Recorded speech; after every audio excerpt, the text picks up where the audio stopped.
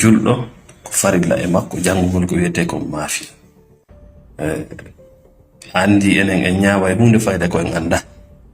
Wona an ko nanta ko mafia no gasa woni mafia mo min mi woni haalde o. Mafia ko gandal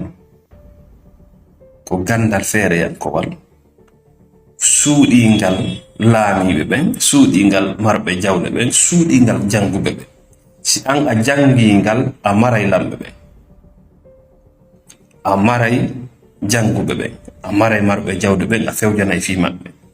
Laamateriji pusi ko yoton ko laamateriji feejuno ɗin yoton hino toon laamateriji suuɗindi ko ɗum wiyete mafia. Laamateriji suuɗindi ndi ko ɓuri heewde kon si tawi laamateriji feeñude ndin daɗay ɓe faltodiray e réseau mafia.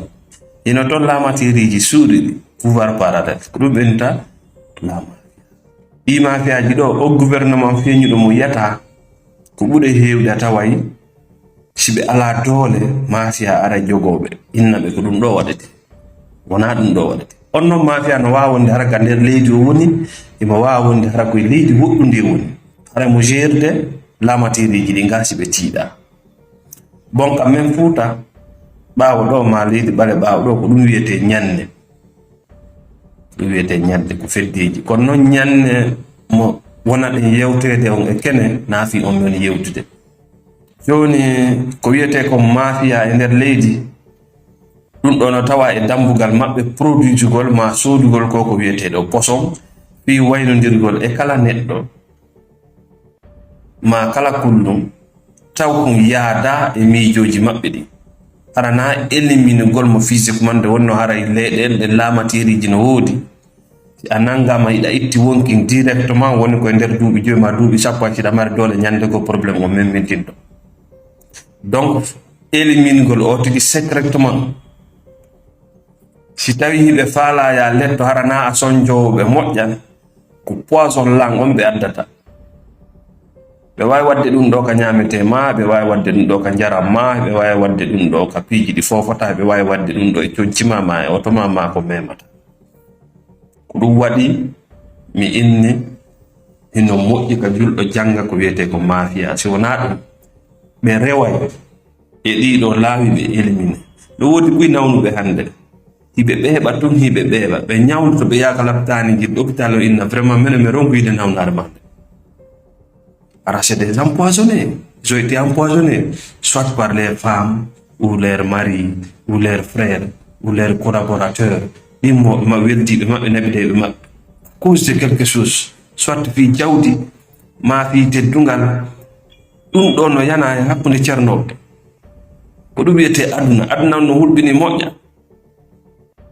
Donc koya watta hiila e ko yarata.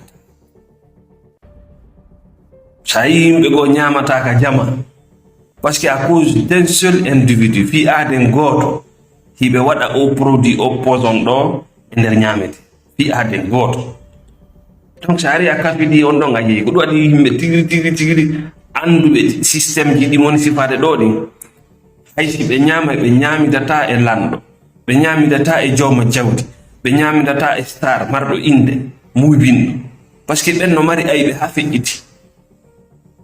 Sifa ɓe ɗo kadi yimɓe tawɓe no andi ko wiyete ko mafia ɓe jaɓata dokkal, ɓe ñamata ñamete okkar, ɓe ñamata e jama, ɓe ñamata e restaurant mo ɓe anda.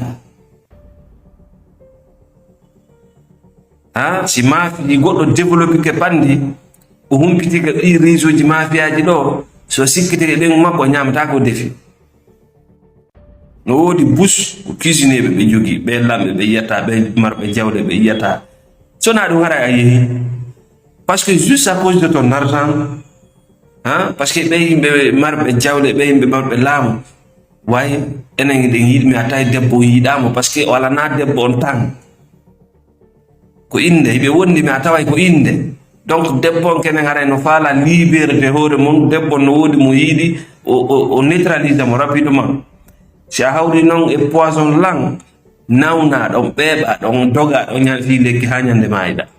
Donc janngugol ko wiyete ko mafia e leyɗele tawɗe ɗen ko leyɗele mafia ko farilla wonande julɗo sina ɗum ɓe mafete. ɓe ñaama fes. Ɗiɗen duwa faamude nde yewtere nde mon faamude ɗo, na non obligatoire goɗɗo jaɓi ko Cheikh Oumar tawɗa noon haala. Donc e yittude yewtere men nden ko wiyete kon poson, conal, tawkal, bomɓe no gollitira ɗum ɗo ka nawningol yimɓe ɓen ma ka warugol ɓe kulloy koye waka zalika fi intérêt ji aduna. Donc sa andi Allah no okkorma jawdi, andi Allah no okkorma laam, andi Allah no okkorma giggol yimɓe ɓen no yiɗuma ley star, ko rewata ka hunduko makon ɗo contrôle ɗum moƴƴa, ko fofata kon contrôle ɗum moƴƴa, ɓe salmodirta ɓen contrôle ɗum moƴƴa. Si wona ɗum a dogay ɗo duuɓi heewɗi araɗo ɗaɓɓude lekki, buyno dogguɗo ɗo c'est des empoisonnés. Donc ko rentagol watna yiila e hoore mum, anda siɗa e leydi tawndi fi Allah fayda ala e mayri koko hawka, andoyiɗa e nokkure hulɓininde, wota hikku a ƴettay ɗon systéme leyɗele tawɗe ɗen ko sharia wona gollitirede, ko diina wona gollitirede, hay au moins ko 30% woni e mayri. Mais siɗa e leydi tawndi hay 10% heɓaki, haray ko an woni sécurité hoore ma ɗon. Sa weltindike wonɗo no wawma fittude, o fittire no fittirma o, haray noon ko an perdi. Donc ɗum ɗo ko yewtereji ɗi min heɓani on hannde. Haray min haalnan kadi koye laawi gonɗum kadi ɓe mafiyaɓe ɗo, ma ɓe ñanneɓe ɗo, ma ɓe bomɓe ɗo wawata rewde empoisonna yimɓe ɓe. Yo tawa laawi ɗi ɓe rewata e mum beere, empoisonnement goɗɗo e beere nde, par ce que beere no haa mari gaz, sa waɗi nder ton yawata ko famade.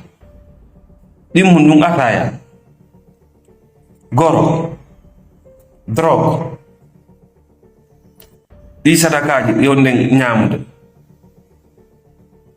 ɗi coñci okkade wattana yiile men. Ɗum ɗo fof bomɓe ɓen no rewa e mum, ɓe empoisonno yimɓe ɓen, ɓe waynodira e maɓɓe complètement.